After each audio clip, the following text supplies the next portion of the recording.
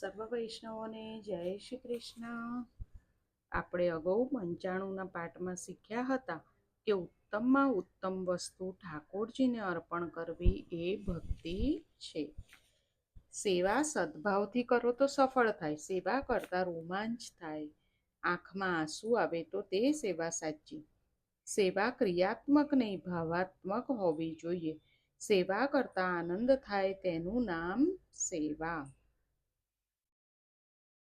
પરમાત્માને કોઈ વસ્તુની ભૂખ નથી, પણ ફક્ત પ્રેમની ભૂખ છે.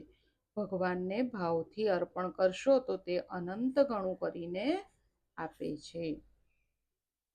સેવા એટલે સેવ્યમાં મનને પરોવી રાખવું, તે સેવા છે. સેવા કરતા નિષ્ઠા રાખો કે આ તો પ્રત્યક્ષ ઈશ્વર છે. મન મેલું હશે ત્યાં સુધી સેવામાં આનંદ આવતો નથી. ભક્તિ, પ્રેમ અને સેવા વગર સફળ થતી નથી. આ પ્રેમમાં એવી શક્તિ છે કે નિષ્કામને સકામ બનાવે છે, નિરાકાર સાકાર બને છે. જળ મૂર્તિને ચેતન બનાવવાની શક્તિ પ્રેમમાં છે, ભક્તિમાં છે. હવે આગળ જોઈશું. સચ્ચિદાનંદ રૂપાય વિશ્વોત્પત્યાદિ હેતવે તાપત્રય વિનાશાય શ્રી કૃષ્ણાય વયમ નમઃ. જે જગતની ઉત્પત્તિ, સ્થિતિ અને વિનાશનો હેતુ છે તથા જે ત્રણેય પ્રકારના તાપોના નાશ કરવાવાળા છે એવા સચ્ચિદાનંદ સ્વરૂપ ભગવાન શ્રી કૃષ્ણને અમે વંદન કરીએ છીએ. બિંબને શણગારો તો પ્રતિબિંબ સુંદર લાગશે. ઈશ્વરને અર્પણ કરશો તો પ્રભુ અનંત ગણું બનાવીને પાછું આપે છે. દ્રૌપદીની પરમાત્માએ લાજ રાખી પછી એકાંતમાં કૃષ્ણ દ્રૌપદી મળ્યા. દ્રૌપદીએ પ્રભુનો ઉપકાર માન્યો. પ્રભુ કહે છે, મેં કઈ તારી ઉપર ઉપકાર કર્યો નથી. આજે મેં તારું ઋણ ચૂકવ્યું છે. આજે હું તારા ઋણમાંથી મુક્ત થયો. તું ભૂલી ગઈ છે પણ હું ભૂલ્યો નથી. તને યાદ નથી પણ મને યાદ છે. એકવાર મારી આંગળીને તે પાટો બાંધેલો. સર્વ રાણીઓ પાટો લેવા માટે મહેલમાં દોડી, પણ તે તારી સુંદર સાડી ફાડીને મને પાટો બાંધ્યો. તે તારા પાટાના ધાગાની મેં ગણતરી કરી હતી. પાટામાં 999 ધાગા હતા. ત્યારથી મેં વિચાર કર્યો કે બહેનને 999 સાડી પહેરાવીશ. આજે તે તારા ઋણમાંથી હું મુક્ત થયો છું. જે ઈશ્વરને આપે છે તેને ઈશ્વર અનંત ગણું બનાવીને આપે છે. પરમાત્મા નિજ લાભથી પરિપૂર્ણ છે, તેથી જીવ જે આપે છે તેને પરમાત્મા અનંત ગણું કરીને પાછું આપે છે.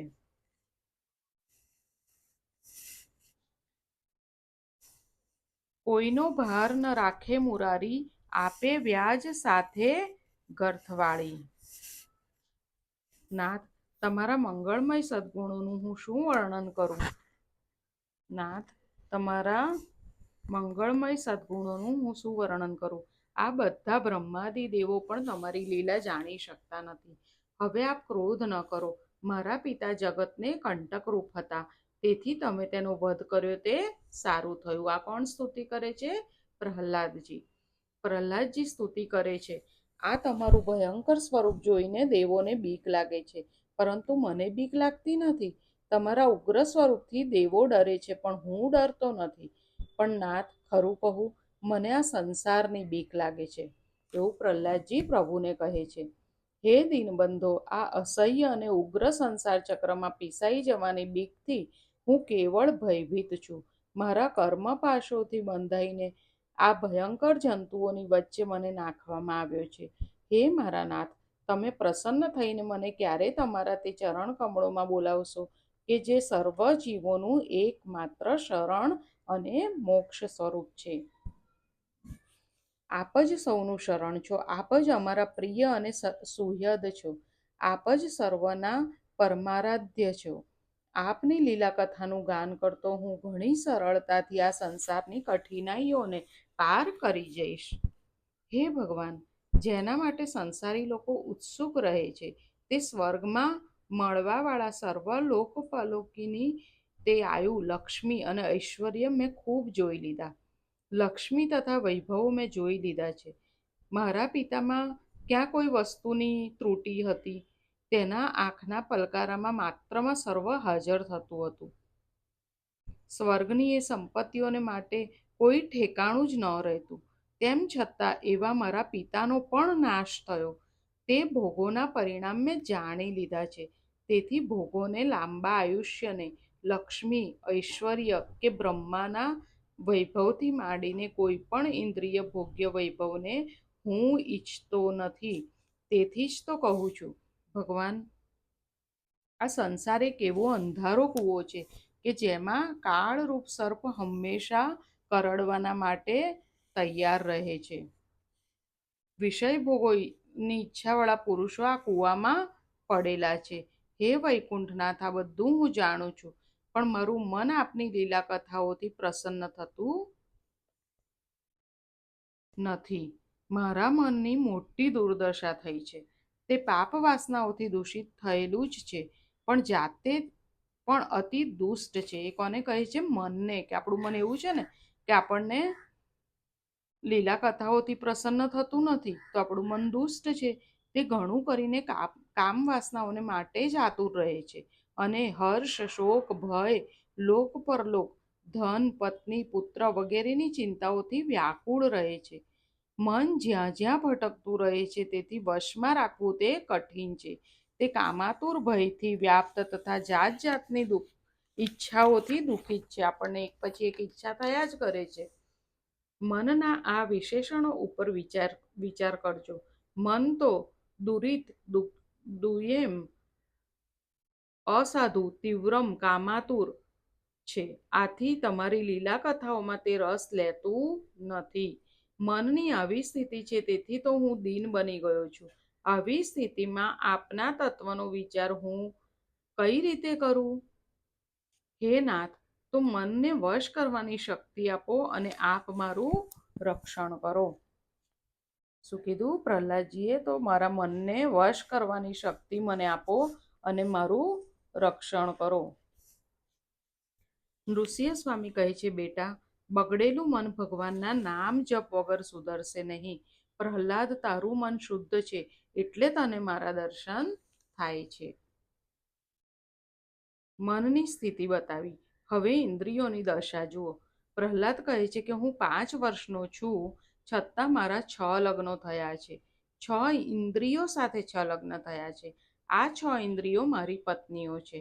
આ ઇન્દ્રિયો રૂપી પત્નીઓ મને સુખ લેવા દેતી નથી. ઇન્દ્રિય રૂપી સ્ત્રીઓ મને બહુ નાચ નચાવે છે. આ ઇન્દ્રિયોને તૃપ્તિ થતી નથી.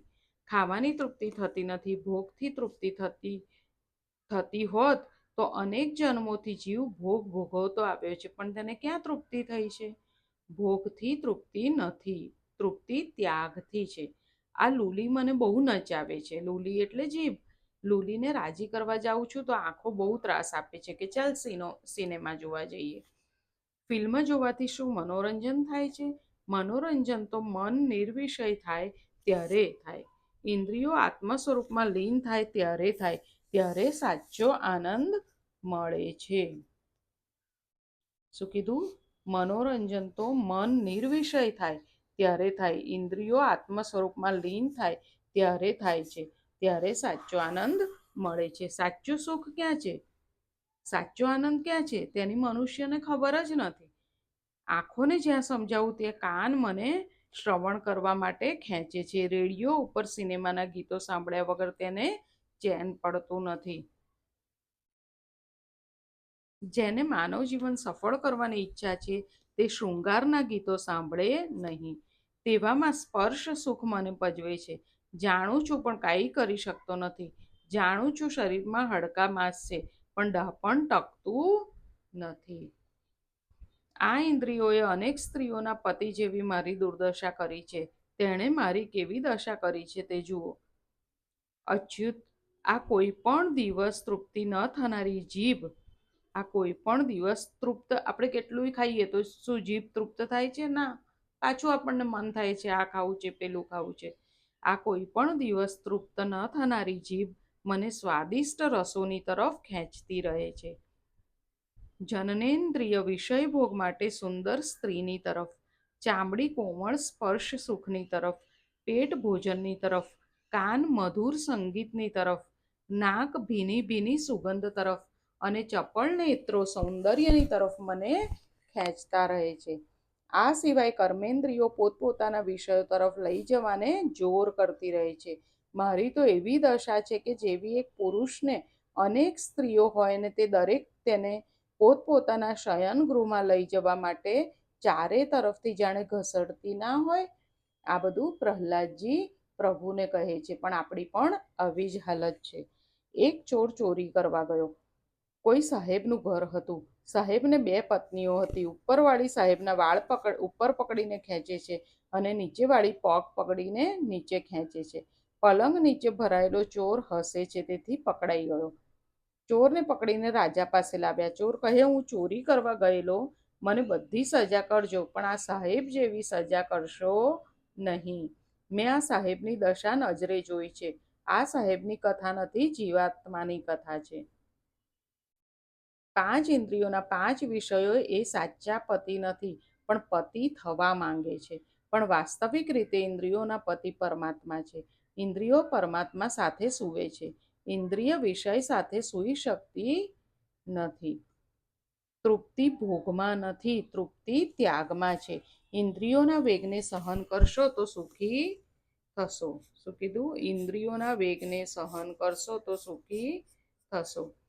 ભોગ ભોગવવાથી વાસના વધે છે. ભોગો ભોગવવાથી ઇન્દ્રિયોનું સ્મરણ થતું નથી, ઉલટું ક્ષય થાય છે. પણ ઇન્દ્રિયોને પુષ્ટિ મળે છે ભક્તિથી, ભક્તિ રસથી. ઇન્દ્રિયોને પુષ્ટિ ક્યારે મળે? ભક્તિથી ને ભક્તિ રસથી. વિષયોનું ચિંતન કરવાથી શક્તિનો ક્ષય થાય છે. ઈશ્વરનું સ્મરણ કરવાથી શક્તિ મળે છે. આપણે ઈશ્વરનું સ્મરણ કરીએ તો આપણને શક્તિ મળે છે. પ્રહલાદ કહે છે કે આપ કહો છો કે સંસારનો મોહ ન રાખો અને મારું ભજન કરો, પણ ભજન કેવી રીતે કરવું? આપે આ સંસારના સુંદર વિષયોમાં એવું આકર્ષણ રાખ્યું છે કે મોટા મોટા વિદ્વાનો આમાં ભૂલા પડે છે. માયાએ સંસારના વિષયોમાં એવું આકર્ષણ ભર્યું છે, એવી મીઠાશ ભરી છે કે ભલભલા તેમાં ભૂલા પડ્યા છે. સંસારનું સુખ વિષ છે, તેમ છતાં અમૃત જેવું લાગે છે. સંસારના વિષયોમાં આવું આકર્ષણ રાખ્યું શા માટે? હે નાથ, આ જગતમાં આવા સુંદર પદાર્થો તમે બનાવ્યા શા માટે કે જેથી ઇન્દ્રિયો લલચાય અને તેમાં ફસાય? સાચું પૂછ્યું ને પ્રહલાદજીએ કે પ્રભુ આવા વિષયો બનાયા જ કેમ કે અમારું મન આમાં ફસાઈ જાય છે, અમારી ઇન્દ્રિયો લલચાય છે. નાથ, હું બાળક છું, મારી ભૂલ થાય તો ક્ષમા કરજો. પ્રહલાદે સહેજ ઠપકો આપ્યો કે તમે આ જગત સુંદર, બહુ સુંદર બનાવ્યું છે, તેથી ઇન્દ્રિયોને મોહ થાય છે. આ જગતના વિષયો એવા સુંદર બનાયા છે કે આંખને દેખાય એટલે ચિત્ત ચંચળ થાય છે. આવો સુંદર સંસાર તમે બનાવ્યો જ ના હોત તો? આપ કહો છો કે ઇન્દ્રિયોને કાબૂમાં રાખો, પણ આ બધું સુંદર દેખાય એટલે ડહાપણ રહેતું નથી. સંસાર સુંદર પરમાત્માએ વિચાર કરીને બનાવ્યો છે. મારા બાળકો સુખી થાય, પરંતુ આસક્તિપૂર્વક મર્યાદા મૂકીને મનુષ્ય ભોગ ભોગવે અને દુઃખી થાય તો તેમાં ઈશ્વરનો વાંક નથી. શું કીધું પ્રભુએ? કે સંસાર સુંદર પરમાત્માએ વિચાર કરીને બનાવ્યો છે. કે કેમ વિચાર કરીને બનાવ્યો છે? કે મારા બાળકો સુખી થાય, પરંતુ આપણે આસક્તિપૂર્વક મર્યાદા મૂકીને મનુષ્ય ભોગ ભોગવે અને દુઃખી થાય તો તેમાં ઈશ્વરનો વાંક નથી. જીવ મર્યાદા છોડીને વિષયોને ભોગવે અને દુઃખ ભોગવે તેમાં ઈશ્વરનો શું વાંક? ઋષિ ભગવાન પ્રહલાદને સમજાવે છે. જીવોને સુખી કરવા પદાર્થો બનાવ્યા. અતિશય આસક્તિપૂર્વક મર્યાદા મૂકીને તે આ પદાર્થો ભોગવે અને દુઃખી થાય તેમાં મારો શો દોષ? મનુષ્ય મર્યાદામાં રહીને આ પદાર્થો, આ વિષયો ભોગવે તો તે સુખી થાય છે. વિષયોને ભોગવતા સંસારને બનાવનાર હું છું, તે મનુષ્ય ન બોલે. શું કીધું પ્રભુએ? કે જ્યારે વિષયોને ભોગવે મનુષ્ય, ત્યારે આ સંસારને બનાવનાર કોણ છે? પ્રભુ છે. તો પ્રભુને ભૂલવા જોઈએ નહીં. સંસારને છોડીને ક્યાં જશો? હું રહેવાનો ને આ સંસાર પણ રહેવાનો જ છે. પ્રભુ પણ છે અને સંસાર પણ છે. સંસારને ભોગ દ્રષ્ટિથી નહીં પણ ભગવત દ્રષ્ટિથી મનુષ્ય જુએ તો તે સુખી થાય છે. તું તારી જાતને સુધાર, જગતને સુધારવા તું ક્યાં જઈશ? એક વખત શાહજાદીના પગમાં કાંટો વાઈ ગયો.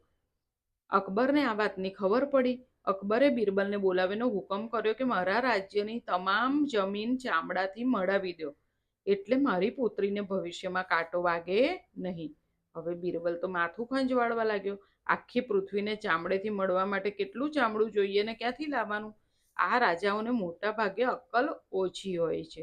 બિરબલે વિચાર્યું કે આખા રાજ્યની જમીન ઉપર ચામડું પાથરીએ તેના કરતાં શાહજાદીના પગ નીચે ચામડું રાખીએ, તેને જોડા પહેરાવીએ તો તેને કાંટા વાગે જ નહીં. જગતમાં કાંટા તો રહેવાના જ છે. જેના પગમાં જોડા છે તેને કાંટા વાગતા નથી. વિવેકમાં રહી, મર્યાદામાં રહી મનુષ્ય ભોગ ભોગવે તો તે સુખી થાય છે.